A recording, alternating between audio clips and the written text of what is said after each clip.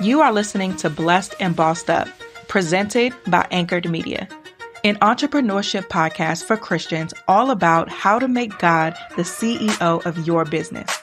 Get ready to be inspired, challenged, but well-equipped to live and build your destiny His way.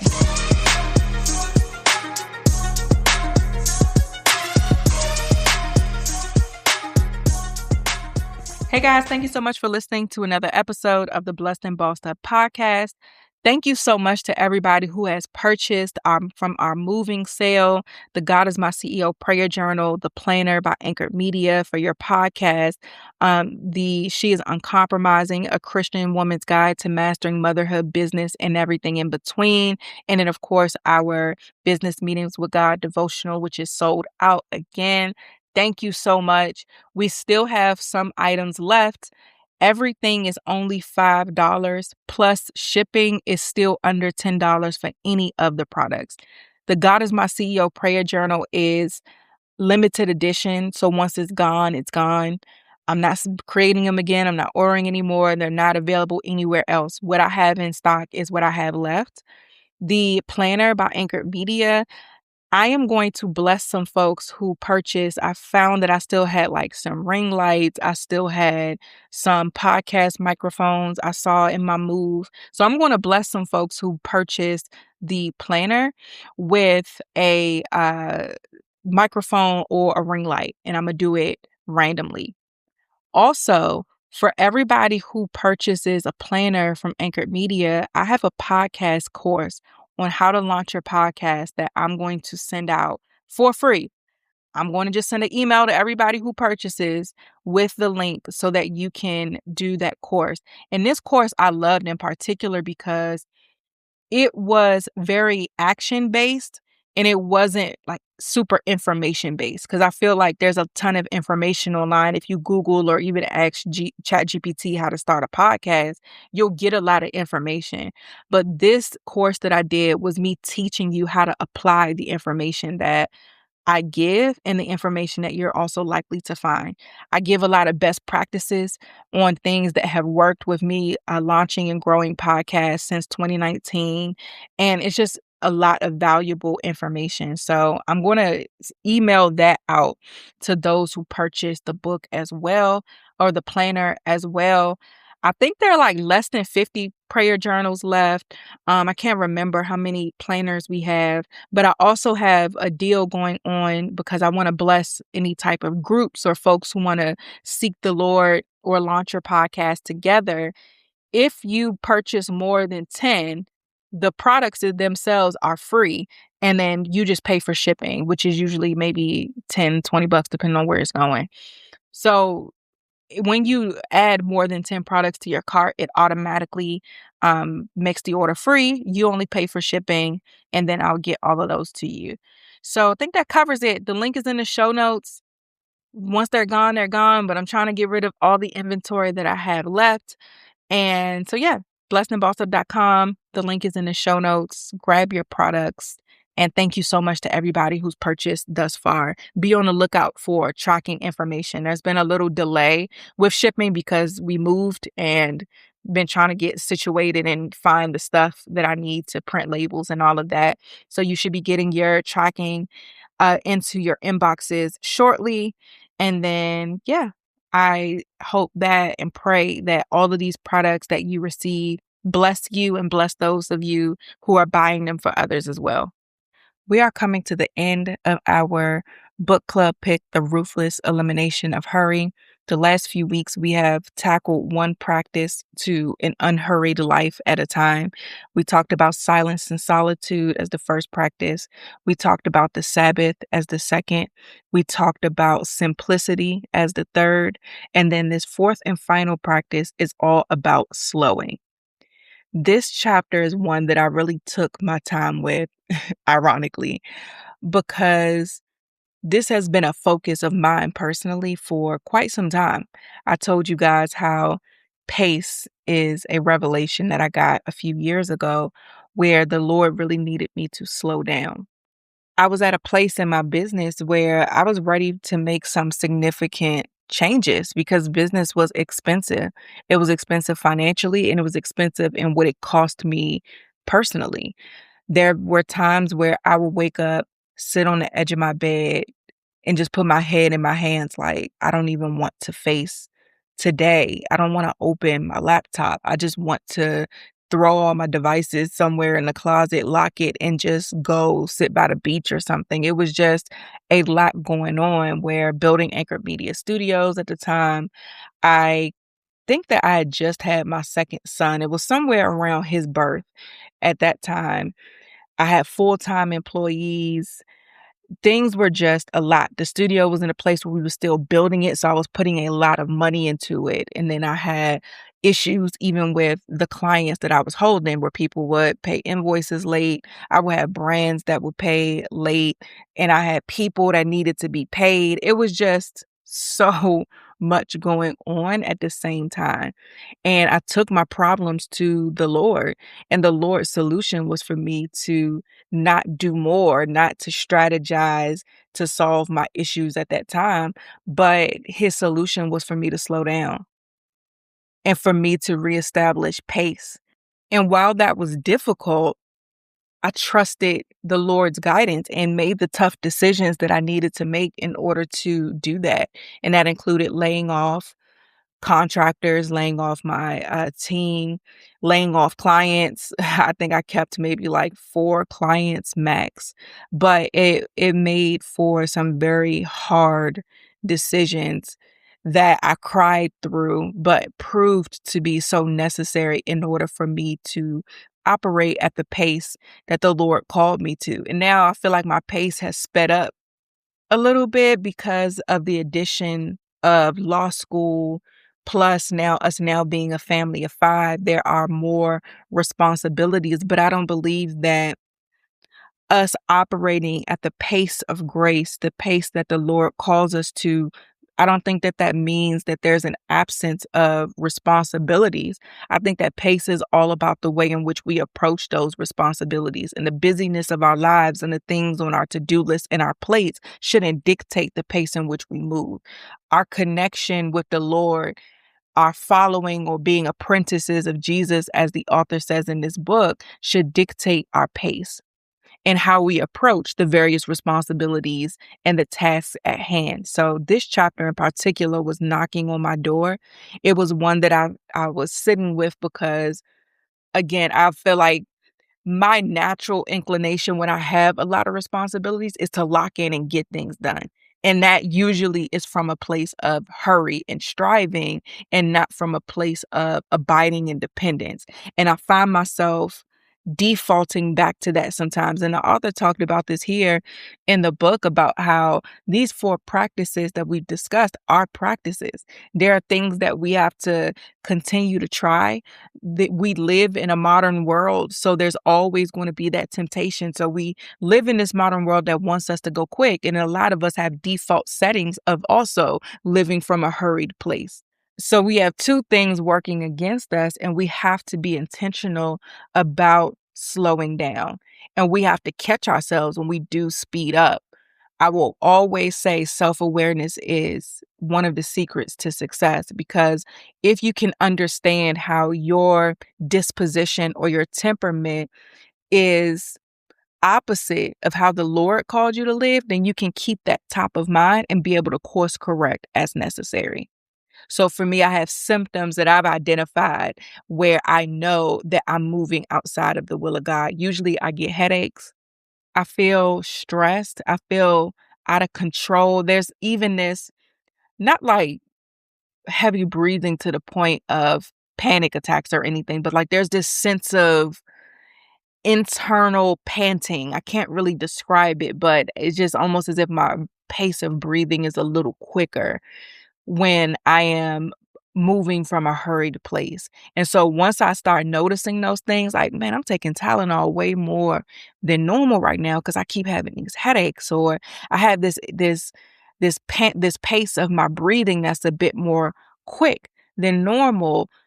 This is an indicator that I need to slow down. Let me pause, put everything down, go sit with the Lord and recalibrate for a second and do better moving forward. So I hope that as we've gone through the 3 practices thus far, you've been able to identify and see parts of yourself that is not in alignment with the Sabbath or solitude and silence or simplicity. And you've been able to recognize maybe behaviors or symptoms within yourself of how you feel or think or act when you are moving from a hurried place so that you can use those to redirect back into that place of peace, that place of slowness, that pace of stillness, that place of abiding. Now, for us as ambitious women, I think it's important for us to address a key aspect of our nature that catapults us into hurry, and that is our drive to succeed, our ambition to do more, build more, create more. This attribute of our personalities, it is a blessing and a curse. It's a blessing because it allows us to accomplish great things. It's the reason why our trophies are so stacked. It's the reason why we have the degrees, we have the accolades, we have the salaries, we have the things. This is the reason why people admire us and want us to mentor them and give back in some way, because it is clear that our drive has attributed to a level of success that we're proud of, that other people admire, and that we can attribute to the goodness of God. And also, that same drive robs us from the settledness of being content. This is something that has been a prayer point of mine for years because I'm always going to be driven. That's who I am. I'm not trying to be less ambitious. I'm not trying to be less driven. I have reconciled and am appreciative of the woman that I am. I don't want to be less me, but I want me to be surrendered to and submitted to the Lord. And a part of that is keeping what's useful about my ambition, and what's useful is applying it to the directions and the instructions of the Lord. Because once God tells you, hey, go do this, and you apply that drive and that work ethic to it, beautiful things happen. However, if you let her go rogue, destruction is what's next. In the last episode, when we covered simplicity, the author ended talking about contentment. We were already at time, so I thought it would be good to just pick it up here, especially as we go into the final principle of slowing. He says, I've been thinking about Paul's line in Philippians lately. I can do all things through Christ who strengthens me. I hear people tear that line out of context all the time. They use it for raising money at the church, or getting that promotion, or beating cancer, or raising a family. All good things. But do you know what Paul was writing about in context? Contentment. The line right before that is as follows: I have learned to be content, whatever the circumstances. I know what it is to be in need, and I know what it is to have plenty. I have learned the secret of being content in any and every situation, whether well fed or hungry, whether living in plenty or in want. In context, Paul wasn't writing about overcoming some allegorical Goliath in our lives. He's writing about one of the greatest enemies of the human soul, before and after Edward Bernays: discontentment. That nagging feeling of always wanting more, not just more stuff, but more life. The next thing might not be a thing at all. It might be graduation or marriage or children or a better job or retirement or whatever it is for you on the horizon. We live with an inextinguishable discontent. It is what the poet of Ecclesiastes described as a chasing after the wind. Contentment isn't some Buddhist like negation of all desire. It's living in such a way that your unfulfilled desires no longer curb your happiness. We all live with an unfulfilled desires. In this life, all our symphonies remain unfinished, but this doesn't mean that we can't live happy. The truth is, you can be happy right here, right now, through Christ who strengthens me, meaning through investing your resources in ongoing relational connection to Jesus. You can live a rich and satisfying life, whether you are rich or poor, single or married, infertile or counting the days until your 4 kids are out of the house. crushing it at your dream job, or at a minimum wage job. Right now, you have everything that you need to live a happy, content life. You have access to the Father, to his loving attention. Who would have thought it's that easy of a yoke? This episode is brought to you by NetSuite. You all know how I feel about AI and how useful I believe it to be. Every business is asking the same question: how do we make AI work for us? The possibilities are endless, and guessing is too risky. NetSuite is the #1 AI cloud ERP, trusted by over 43,000 businesses. It's a unified suite that brings your financials, inventory, commerce, HR, and CRM into a single source of truth. That connected data is what makes your AI smarter, so it doesn't just guess, it knows. Intelligently automates routine tasks, delivers actionable insights, helps you cut costs, and make fast AI powered decisions with confidence. You've got total flexibility. From software and IT services to healthcare, equipment manufacturing, financial services, and many other great American industries, NetSuite delivers a customized solution for your business. This isn't another bolted on tool. It's AI built into the systems that runs your business. Whether your company earns millions or even hundreds of millions, NetSuite helps you stay ahead of the pack. If I needed this product, this is exactly what I would use. If your revenues are at least in the seven figures, get our free business guide, Demystifying AI, at netsuite.com/blessed. The guide is free to you at netsuite.com/blessed. netsuite.com/blessed. This episode is brought to you by IXL. Y'all know in my house, we want a strict program when it comes to education. And just because the kids are out of school this summer does not mean learning stops. We need to keep these skills fresh all summer long.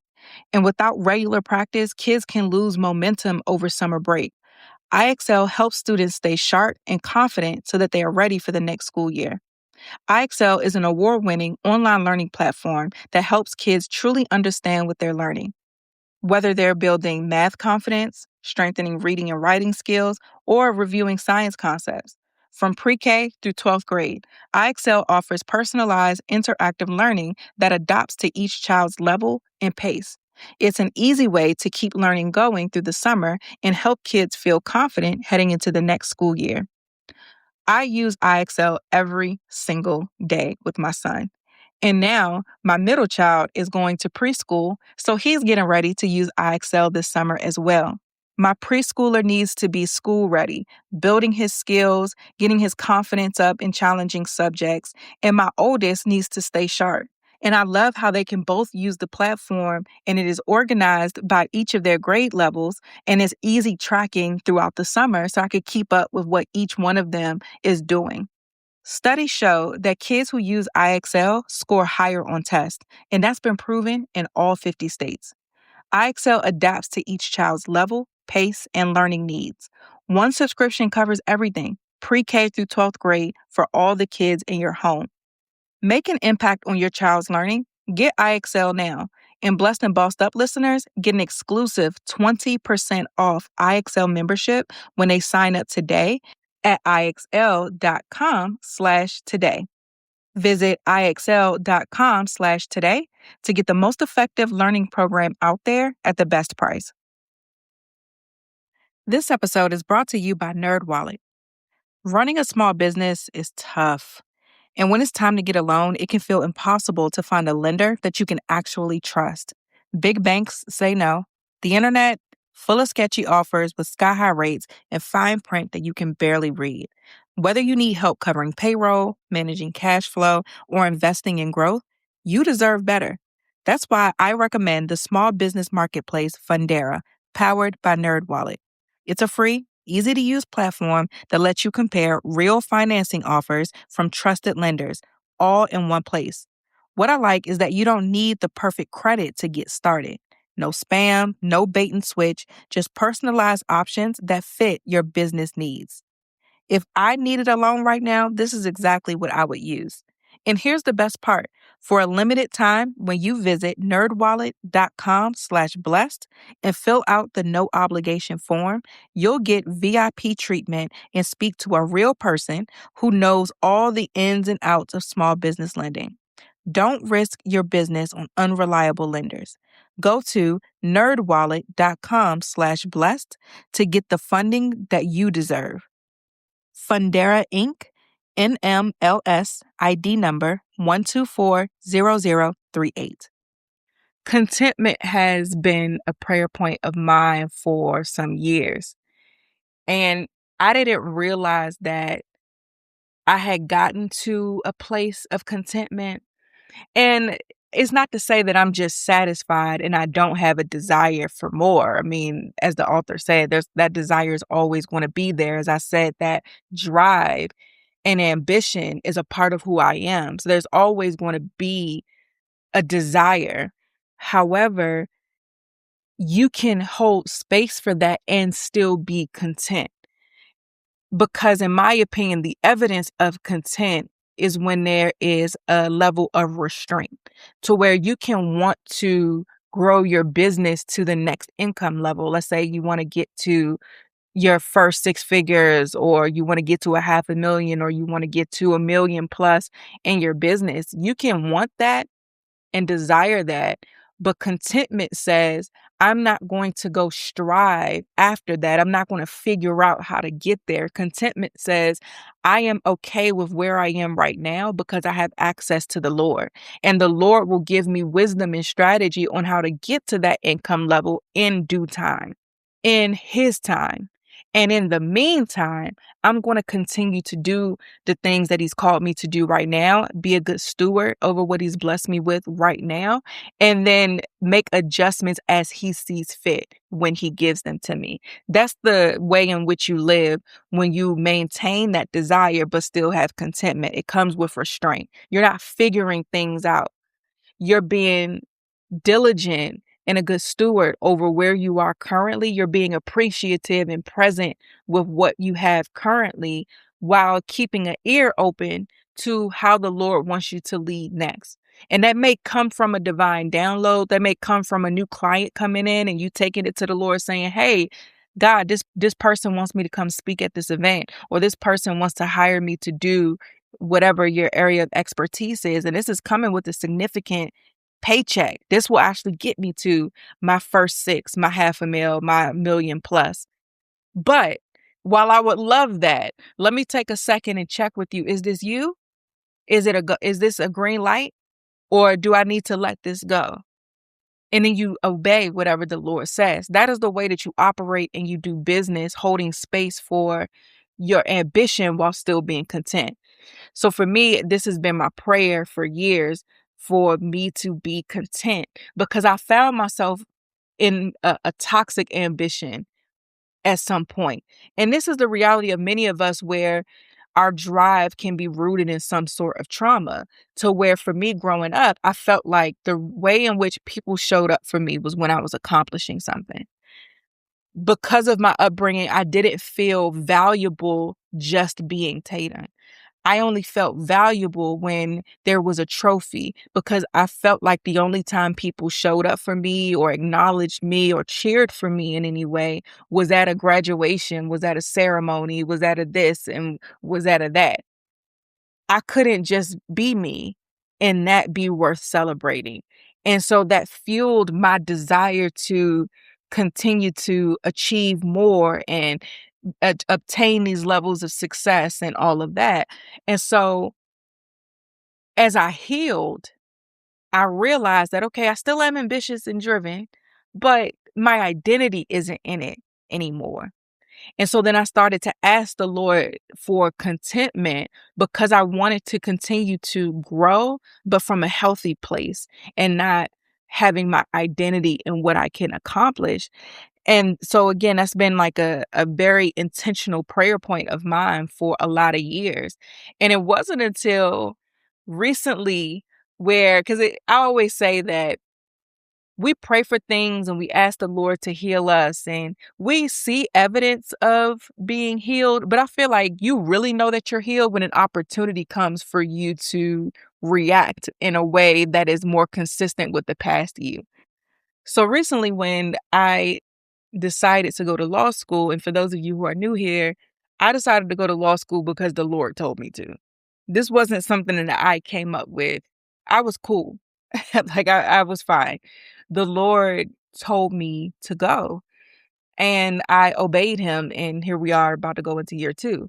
So when I told my friends and family, a lot of my friends, I love my friends who know the Lord because they always respond to me from a godly place. And I really appreciate that. But we have family and folks that we love who are not necessarily spirit led. And I remember one of my family members was like, "Oh yeah, that makes sense because you always trying to accomplish something. You always trying to get some type of degree." And I was like, interesting. But internally, I was offended. I let it slide with them. I didn't make a big fuss. But I was offended because it felt like a slap in the face to a lot of the healing and the work that the Lord has done in me, but giving that person grace. These aren't conversations that I've necessarily have had with them. So to them, it just looks like another trophy, which is fine. But it also made me sit and make sure that this wasn't something that I was doing from a place of ambition. And so when I went back and kind of sat with my reaction to that and how I was feeling about it and sat with it in prayer and then kind of did a recap in my mind of the whole process of deciding to go to school, taking the LSAT, applying, and all of the steps that go into being a law student. It was in that moment of prayer and reflection where I realized, like, man, this is that level of contentment that I've been praying for. When the Lord told me to go to school, I was in a place. I told y'all about the place where he told me to slow down. This was about a year after that. And I was in a place where I was significantly downsized in my business. My son, my middle son, was with me full time. We had like a whole homeschool type of scenario where my day to day I wasn't at that place anymore, sitting on the edge of my bed, not wanting to open my computer. I was at a place where I was with my son all day, teaching him his ABCs, teaching him his colors, just totally focused on him, going to classes at the library with him, little music and movement classes for toddlers. I was at the place where I was volunteering and donating things to my oldest son's classroom and built a great relationship with his teachers at his school, making sure that, as I told y'all, that's my genius, my oldest son. And so I had to fight a lot for his school to give him the resources that he needed as a gifted child and fight against them trying to put him in a box that was stifling his growth. And so I'm at the school advocating for him, having the time, the resources, the freedom. I still had this podcast, was getting even more sponsors where seeing my income grow, but my work, day-to-day work that I'm putting in, being significantly less. I had my mentorship program where I was mentoring podcasters and helping them launch their shows. That was a low lift for me as far as labor, but it was highly, highly rewarding.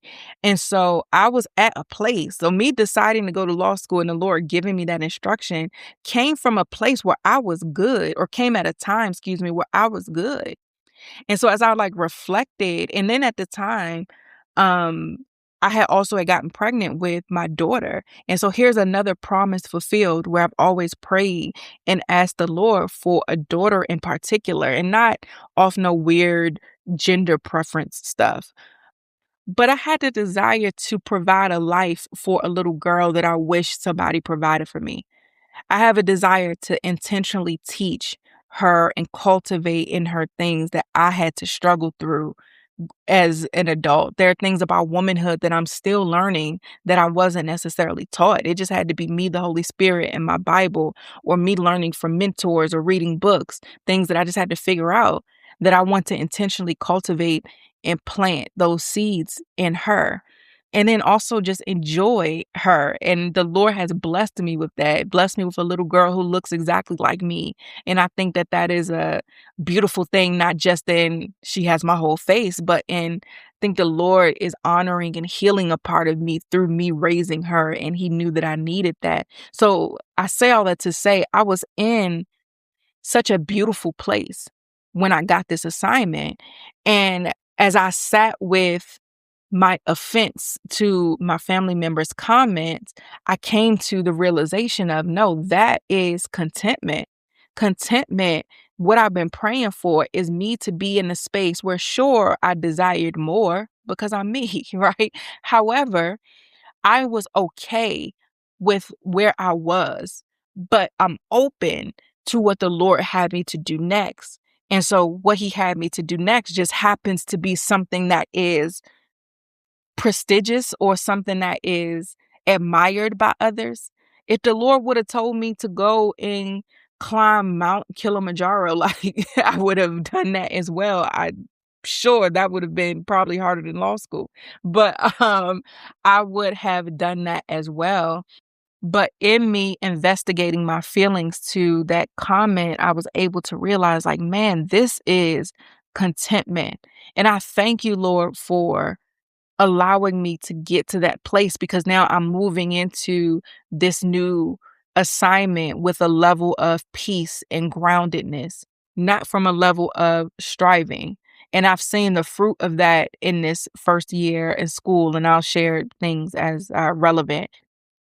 But when it comes to contentment, if this is not a prayer for you, if this is not something that you think about often, but you realize is necessary. One, I suggest that you read Ecclesiastes because it puts a lot in perspective.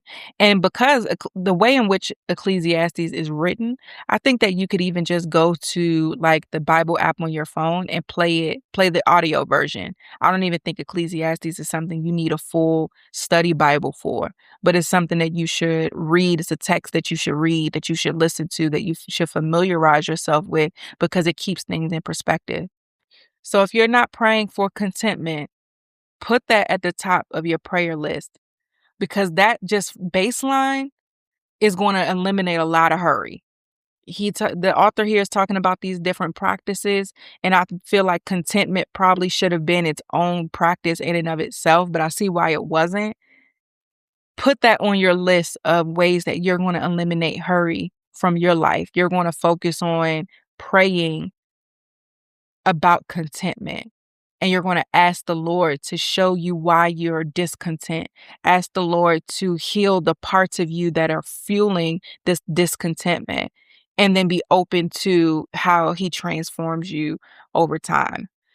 And I promise you, you'll wake up one day or you'll have a reaction that will cause you to investigate your feelings a little bit and realize, like, man, I have grown. This is an area that the Lord is moving in. And then that's going to just fuel your gratitude, your contentment, and your commitment to him moving forward. So the author now introduces the fourth practice of unhurrying your life, slowing. He talks about how he's very type A, scheduled, to-do list, regimented. He likes to get things done. And with us with type A personalities, hurry, unfortunately, is like at our baseline sometimes. And so he talked about how difficult it could be to adapt this idea of slowing down, especially with us living in this world of hyper efficiency.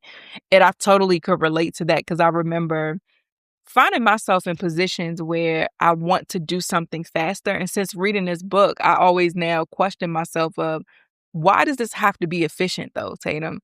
Why do you have to cook dinner in the most efficient way to get it done in 30 minutes? You got time. BJ done took the kids to the park. There's no rush. Take your time. If you cook this thing later than you should have, and so that causes dinner to be a little late, okay. Like, drink some water and wait. Like, it's cool. Eat a snack. This episode is brought to you by Built. We can all agree that right now, everything costs way too much, especially housing. Rent, mortgage, it doesn't matter which one you're paying, it stings every month. However, Built made it feel a little bit better. Let me explain. Built started out rewarding members on their rent. Now, as of 2026, Built members can earn points on mortgage payments wherever they live. Every housing payment earns you points that you can use towards flights with top travel partners like Hyatt and United, Lyft rides, Amazon.com purchases, and so much more. Personally, I'm redeeming my points for these trips. It is summertime, school's over, and your girl want to be outside. Not family trips either, solo or with my man. But here's what I think is the most underrated part. Built members also get access to a neighborhood concierge. It can make restaurant reservations, book fitness classes, and find new local spots, all while being rewarded. At more than 45,000 merchant partners, it's like having a personal assistant baked into where you live. It's simple. Being a renter and now owning a home is better with Built. Join the membership for where you live at joinbuilt.com/blessed. That's joinbilt.com/blessed. Make sure to use our URL so that they know that we sent you. This episode is brought to you by super.com. You know that feeling when your credit score quietly gets in the way? A declined card, a loan that costs way more than it should. It's frustrating. And for a lot of people, the problem isn't that they're bad with money, it's that the system just isn't giving them credit for what they're already doing. That's why I want to talk about super.com's credit building program. With Super Plus membership, you get access to the super.com card. And here's the part that I love. It gives you a $5,000 credit usage boost. This isn't money that you spend. It's reported to the bureaus as available credit that you're not using, which can lower your utilization ratio and move your score in the right direction. You can also report your on-time rent payments, including up to 2 years of past rent, to all 3 major credit bureaus, TransUnion, Experian, and Equifax. The biggest bill that you pay every month can finally start working for you. No hard credit checks to apply, 0% APR, and you can track your progress right inside the app. Start building your credit the easy way. Go to super.com/credit right now to see how Super Plus can help you boost your credit score. That's super.com/credit. Credit building features are only available to the Super Plus members. Impact on your credit score may vary. Super.com cannot control factors outside of their services that may impact your credit. Visit super.com for more details. This episode is sponsored by BetterHelp. This summer is all about thriving and not surviving. For some, summer's their favorite season. Travel picks up, kids are out of school. For others, juggling it all can be tough and can lead to overwhelm and counting down the minutes until the kids are back in school. And many worry they're just wasting the days of sunshine. I don't know about y'all, but I'm thriving this summer. That's my plan. And you should too. So you have to build in time for yourself. Therapy can help you better understand your needs, feel more confident in setting boundaries, and creating a version of this summer that actually feels good. With over 30,000 therapists, BetterHelp is the world's largest online therapy platform, helping serve over 6 million people globally. And it works, with an average rating of 4.9 out of 5 for a live session based on over 1.7 million client reviews. BetterHelp therapists work according to a strict code of conduct and are fully licensed in the U.S. You don't have to say yes to everything this summer. Find support in therapy. Sign up and get 10% off at betterhelp.com. That's betterhelp.com. And so I love that in this chapter, he gives us very practical things that we can implement to practice slowing down. I think we're all clear that we need to slow down, but what we need is ideas and practical tips to help us do so on a regular basis so that we get more comfortable with it. Because it's uncomfortable to slow down, because when we are focused on efficiency, we are more productive. We get more done. And that gives us that dopamine hit because we feel accomplished. But the principle of living an unhurried life is going to require us to give that up. So the author gives us 20 tools or 20 tips that we can practice in order to slow down. He introduces it by saying, Jesus lived in a village in the first century, not a city in the 21st. Jesus didn't drive a car or field text messages, and a late night Taco Bell run wasn't an option. What follows, in reference to his tips, are modern practices based on my attempt at following Jesus while living in a city, raising a family, having a smartphone, Wi-Fi access, etc. Could it be that we need few new spiritual disciplines to survive the modern world? Counter habits to wage war against what the futurist David Zack called hyper living, skimming along the surface of life? So while you won't find the following rules on any standard list of spiritual disciplines, you will find more and more teachers of the way talking about it as a protest against the new normal of hyper living. John Ortberg and Richard Foster both labeled this emerging practice the spiritual discipline of slowing. Ortberg defined it as cultivating patience by deliberately choosing to place ourselves in positions where we simply have to wait. Cultivating patience. Child, this made me this made me cringe. Cultivating patience by deliberately choosing to place ourselves in positions where we simply have to wait. This is so funny because patience is something that I'm trying to teach one of my kids. And one of the ways that I do it is I make him wait for things. So if there's something he asks me for and I have it and I can give it to him right then and there, I make him wait just for waiting's sake, because I want him to learn patience. It drives him crazy. And so while I'm reading this, I'm laughing to myself and cringing because I do this to teach my children how to be patient. But this stresses me out because I hypocritically lack patience as well. Nevertheless, the basic idea, he says, behind the practice of slowing is this: slow down your body, slow down your life. We are embodied creatures, whole people. Our minds are the portals to our whole persons, so how we think has all sort of ramifications of how we experience life through God. But the mind is not the only portal. This is why, for example, so few Westerners fast anymore. What was once a core practice for the way of Jesus has fallen by the wayside. We can't fathom a practice that comes at life change through our stomachs. We're so used to books and podcasts and university lectures and teachings at church that we often forget we are not just brains on legs. We're whole people, holistic, integrated, complex, and full of a dizzying amount of energy. So our apprenticeships to Jesus have to be whole person endeavors, mind and body. And if we can slow down both, the pace at which we think and the pace at which we move our bodies through the world, maybe we can slow down our souls to a place in which they can taste and see that the Lord is good and that life in his world is good too. That said, here are 20 ideas for slowing down the overall pace of your life. Let's start with something most of us do daily: drive a car. Even if you live in the city like me and walk or ride your bike most days, the odds are you still drive on a semi-regular basis. Now, as I go through this list, I know some of y'all are going to roll your eyes at a few of these. Fine, fair. These are very fair reactions. 'Cause like I said, when he talked about making yourself wait for the sake of waiting, I cringed. But that's because patience is something that I have to definitely practice because I can be impatient. Some of these things that he's saying here, I know is going to make y'all roll your eyes, but it's okay. When we pay attention to our reactions to things, usually they reveal areas that we need to take to the Lord in prayer and that we need to be mindful about working on. The first tip that he gave in reference to driving is to drive the speed limit.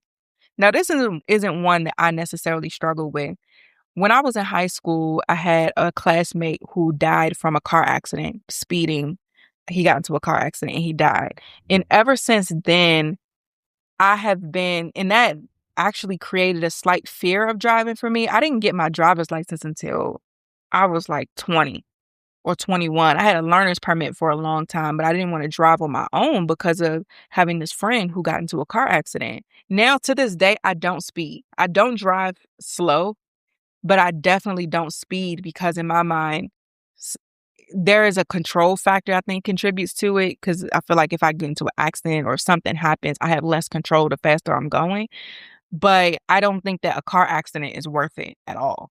So I'm definitely somebody who drives the speed limit. So this one don't bother me as much. For those of y'all who like to race in them cars and zoom, zoom, drive the speed limit. He said the sign indicates 25 miles per hour, drive 25 miles per hour, not 30, not 33. And also not below the speed limit because that's just annoying, but right on the money. He says sometimes I do silly things like this just to detox my brain from the addiction to dopamine and the instant gratification of a life of speed. Number 2, he says, get into the slow lane. This one I can't get with because, like, child, please, that's too slow. I'm going to be in the middle. Sometimes I'm going to get in the left, but where I won't be is the right with grandma now. But he says, settle in, feel the wheel, the road, watch the scenery pass. Use it as a chance to practice presence to God, to the world, to your own soul. If you think about it, driving is a great time to pray. Some of my best prayer at times are on the morning car rides. I can agree that driving is a great time to pray, and it's tough to do that when you're speeding. I also think you could pray going the speed limit. You don't got to be in the slow lane to pray. But hey, y'all should try it though. Y'all who are the type to speed, go to the slow lane and see how you feel and see how much you can pray from there. Number 3, come to a full stop at stop signs. In DC in particular, you'll get a ticket if you don't come to a full stop. I learned that recently because I definitely hit a little slowdown, kept it pushing, and they sent that ticket right in the mail with a video where I couldn't even dispute it. Number 4, this is a big one. Don't text and drive. I should not need to say this. It is, well, illegal after all, and the cause of thousands of deaths a year. Our hurry is literally killing us. But there's a reason most of us text and drive, even when we know it's illegal and a life and death issue. We're so addicted to the dopamine hit that is our phones that we literally can't just sit in our cars and listen to music or the news or pray or talk with our passengers. We have to reach for the phones and risk our necks and those of others to get our fix. Number 5, show up 10 minutes early for an appointment. Sans phone. What could you do with the 10 full leisurely minutes? Bring back coffee table magazines from the late 90s, chat with a human being waiting beside you, read a book. Here's an idea. What if you prayed? I think that's a good one. Leaving your phone, showing up somewhere early, and just taking in your surroundings. You don't even have to talk to anybody next to you. I'm an introvert. The last thing I'm finna do is go set an appointment and just talk to somebody next to me. But I will look at what's on the TV or grab a magazine or just listen to people conversations, look around. I think that this is a good practice to be present. Now, number 6 is a hard no for me. I'm going to say it anyway because maybe it's one that you say I'm going to try this, but I'm telling you for me, absolutely not. No questions asked. I'm not even being open-minded to this one. It says, get in the longest checkout line at the grocery store. First of all, I don't even go in the grocery store. I am an Instacart girly. I went to the store this past weekend because we just moved. So I wanted to see what was actually in these grocery stores. And I wanted to compare their prices to Instacart because Instacart sometimes will up a price like $1 or so in addition to their fees of delivering and all of that. So every now and then I'll go into the store to see what they got and kind of get a feel for the price difference. So I know if I'm going to pay extra, I want to know how much extra and then be able to decide if it's worth it. Because even if you pick up, sometimes the pricing of the things will be higher. So I go into the grocery store this past week. I'll probably go next week because I want to check out a few in the area and so that I know where I'm ordering from on Instacart. But I am not a go in the grocery store girly. So not only is the act of just going into the grocery store something I don't necessarily want to do, standing in the longest line is insane. But here's his explanation. He says, you're all hating on me now. Absolutely. In an efficiency-obsessed culture, why would we do that? That's literally wasting time on purpose. Well, here's why I do it. Sometimes, not always. It's a way to slow down my life and deal with the hurry in my soul. It gives me a few minutes to come off the drug of speed, to pray, to take an inventory of my emotional and spiritual vitals. And when I get up to the cashier, to express the love of the Father towards him or her simply by saying hello, asking a few questions, and saying thank you, rather than my default of paying for my items while texting with work, while podcasting via headphones, all while treating the poor cashier like an ATM instead of a soul. But here's the deeper motivation. It's wise to regularly deny ourselves from getting what we want, whether through a practice as intense as fasting or as minor as picking the longest checkout line. That way, when somebody else denies us from getting what we want, we don't respond with anger. We're already acclimated. We don't have to get our way to be happy. Naturally, this takes a while for most of us, so start small at aisle 3. Yeah, I hear you, but no.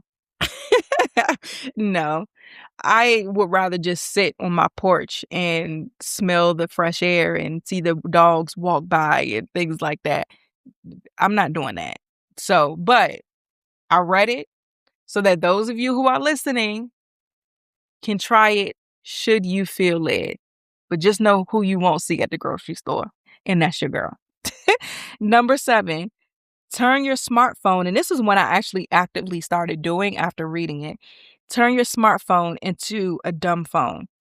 A number of years ago, Jake Knapp's article, My Year with a Distraction-Free iPhone and How to Start Your Own Experiment, hit the internet like wildfire, and a lot of us joined the movement.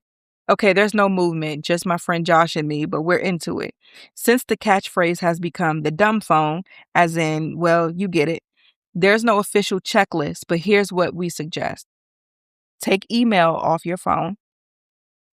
Take all social media off your phone, transfer it to a desktop, and schedule set times to check it each day or ideally each week. This one is relatively easy for me. I delete social media off my phone all the time and go months without it. So that one I found, though, to be really helpful. So I highly suggest that. In addition to taking email off your phone, delete all notifications, including those for text. I set my phone so I have to 1, unlock it, and 2, click on the text message box, to 3, even see if I have any text messages. That was a game changer. Yeah, that's a big one for me too. When my phone is on like focus mode, like the iPhones have, it doesn't even show you if you have a text. And I love that because if I see the notification, I'm more likely to go click to see who texts me. So cutting that off is huge. And I'll tell you guys what I did after reading this once we finish. He says, ditch the news apps or at least news alerts. They are the devil. He says, delete every app you don't need or that doesn't make your life seriously easier, and keep all the wonder apps that make life so much easier. Maps, calculator, Alaska Airlines, I think that's a joke, etc. What Nat put in the box and labeled the future. Consolidate said apps into a few simple boxes so your home screen is free and clear. Finally, set your phone to grayscale mode. This does something neurobiologically that I'm not smart enough to explain, something to do with decreasing dopamine addiction. Google it. If right now you're thinking, why don't you just get a flip phone? Point taken. So, number 8, get a flip phone or ditch your cell phone altogether. Number 9, parent your phone. Put it to bed before you and make it sleep in. T, which is his wife, and my phones go to bed at the same time as our kids, 8:30 p.m. sharp. We literally set them to airplane mode and put them in a drawer in the kitchen. Otherwise, we burn time and end up frying our brains with blue screens rather than winding down for bed with a good book or, couple stuff. Number 10, keep your phone off until after your morning quiet time. And I'm actually going to stop at number 10 for the sake of time. Keep your phone off until after your morning quiet time. The stats are ominous. 75% of people sleep next to their phones, and 90% of us check our phones immediately upon waking. I can't think of a worse way to start my day than a text from my work, a glance at an email, a quick, in quotation, scroll through social media, and a news alert about the day's outrage.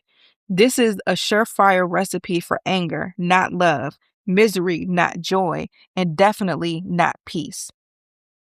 I think his tips as it relates to the phone is spot on. And after I read this, I went into my phone and I did this. I feel like the first time I read this book, I did this, but I just have different things going on now versus then. I went into my phone and, iPhone, you create these specific settings for do not disturb or focus mode or whatever. And I created a mode called paste, but I think I'm gonna change it to like presence or whatever. But I just named it something really quick that signals the purpose of it, which is for me to be more present. And I have it set, and my phone was already set to where it goes on D&D at like 8 p.m. So I don't get any notifications from anybody about anything because at that point, my kids are home and in bed, my husband's home. Anybody who would need to reach me urgently is with me in the house. So I don't care about anything else that comes through my phone, but I will still be on my phone, maybe on social media or looking at clothes or just searching something. So I was still using my phone. So I think what I'm going to do now is take him up on what he said he and his wife does, which is put their phones to bed when they put the kids to bed. I'm going to try that. I'm going to talk to BJ about it. I'm going to try that. But what I did do was I set my phone to where the same way I get no notifications in the after 8 p.m., I'm going to do that during the day. The notifications I'm going to let through are my husband, of course, my kids' camp, so they can reach me. So this is like during the summer, and then during the school year, their school can call and reach me. I'll probably set times to check my emails, but I think I'm going to tell the school only reach me via phone versus email. So that way I can eliminate the need of the email on my phone altogether. Tell the school my preferred way to contact me is phone. Allow the school to bypass my settings to be able to call me. So that's something that I'm gonna do.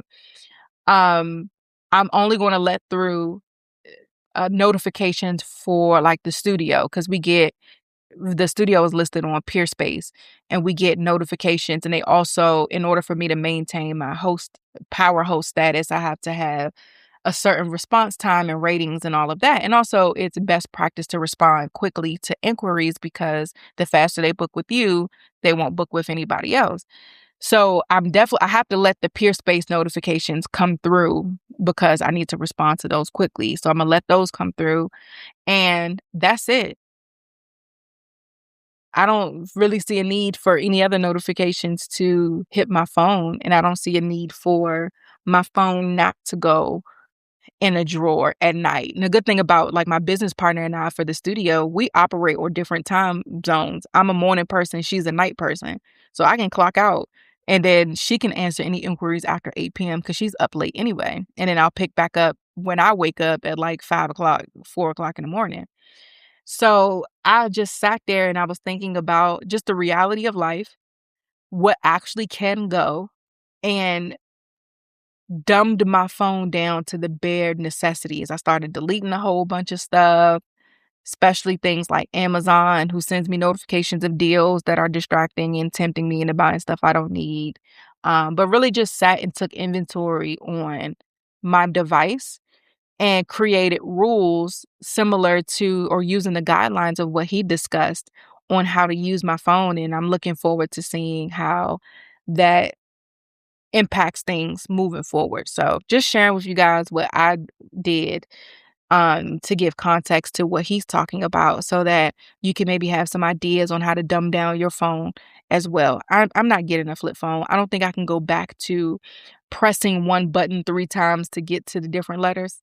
Those of y'all who are not millennials, my Gen Zers, y'all probably don't know how to text on a flip phone.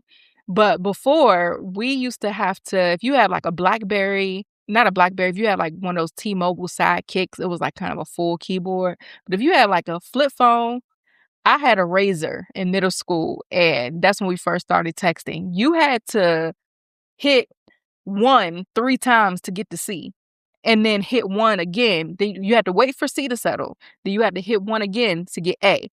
And then you had to wait for A to settle, and then you had to hit 1 twice to get to B. Like, that's how we texted. Imagine sending them paragraphs that we send now on a flip phone. It wouldn't happen.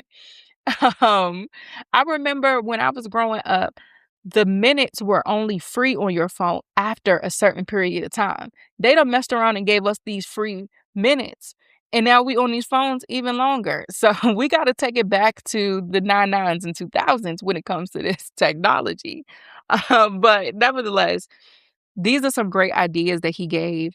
Very practical. There are about 10 more, and there's some points in his epilogue that I want to cover. So we'll pick that up in the next episode. But I pray that these gave you some very practical things for you to practice over the next week or so and to really take into consideration as you look to eliminate hurry from your life. Thank you so much for listening to another episode of the Blessed and Bossed Up podcast. I love you guys, and I'll see you in the next one.